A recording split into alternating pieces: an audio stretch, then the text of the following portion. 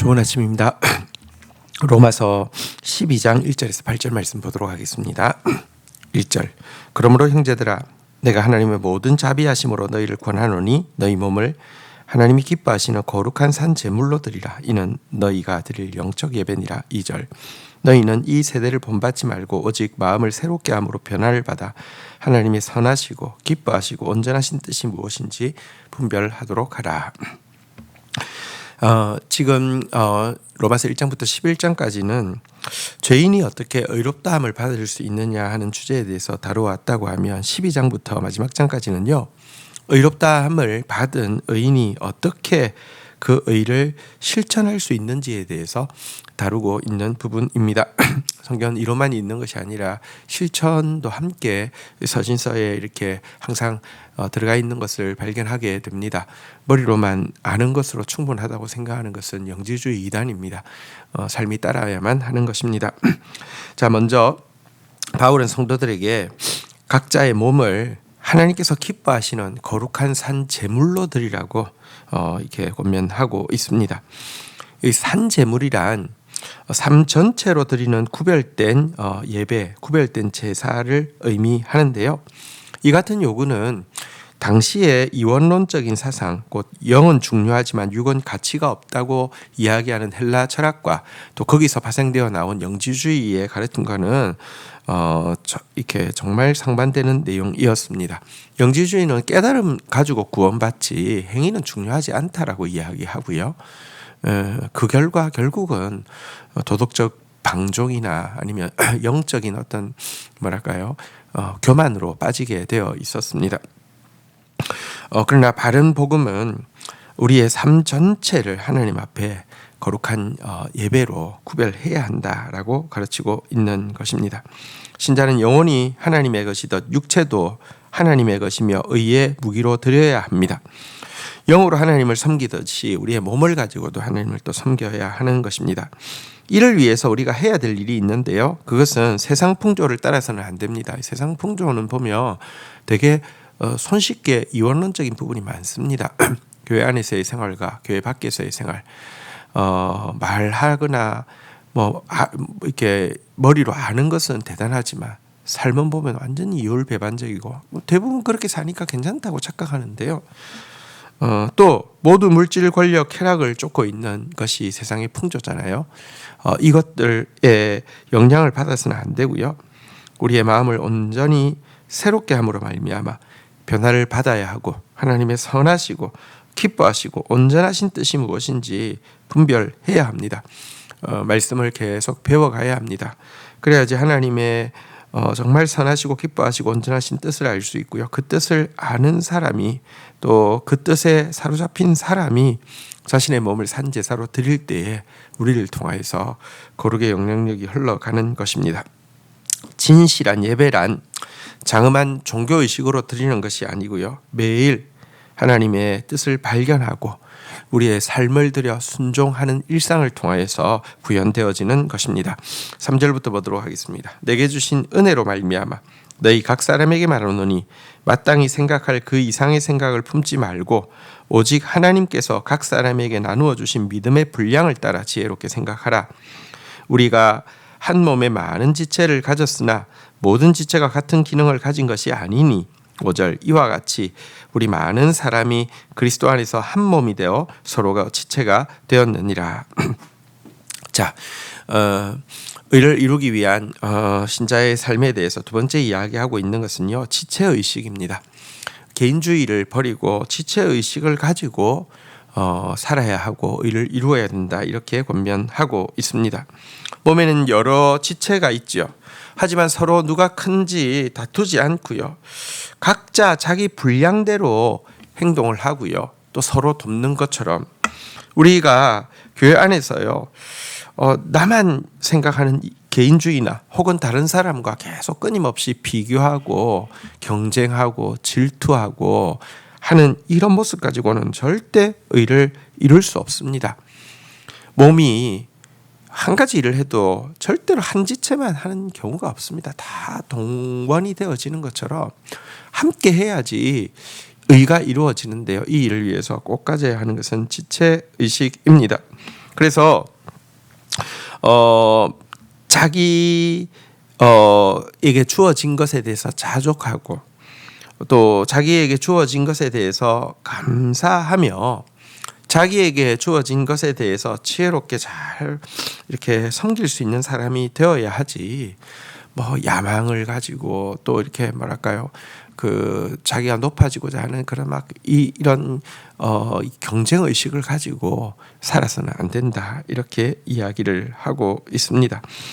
그리고 이와 같은 지체 의식을 가지고 산다는 것이 구체적으로 무엇인지는 은사, 우리에게 주신 각자의 은사를 몸을 위해서 바르게 사용하는 것이다라고 이야기하고 있는 부분이 6절부터의 내용입니다.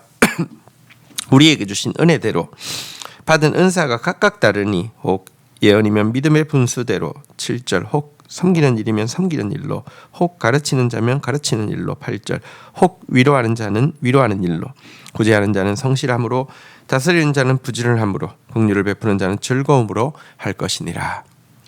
자, 하나님께서는 그리스도의 몸에 속한 우리에게 은사를 주셨습니다. 이것은 보면 몸의 여러 지체들도 각자 잘하는 기능들이 있습니다.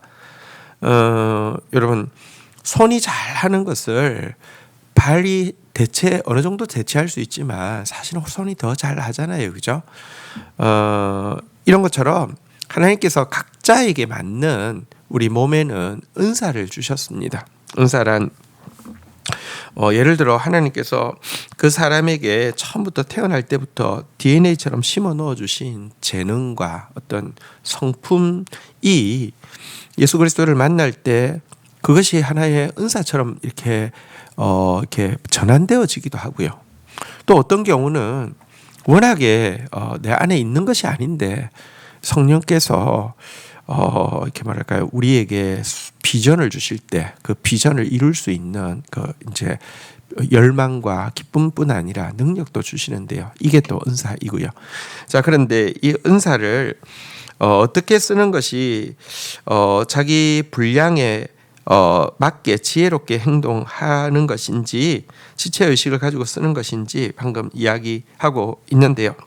예를 들어 예언을 받은 사람은요, 정말 하나님의 입으로서 하나님의 말씀을 가감없이 선포하는 역할을 충실히 해야 된다, 이렇게 이야기하고 있습니다. 또 섬기는 일, 가르치는 일, 위로하는 일의 은사를 받은 사람은요, 다른 사람의 은사와 비교하지 말고 자신의 직무를 또 충실하게 감당해야 한다, 이렇게 이야기하고 있습니다.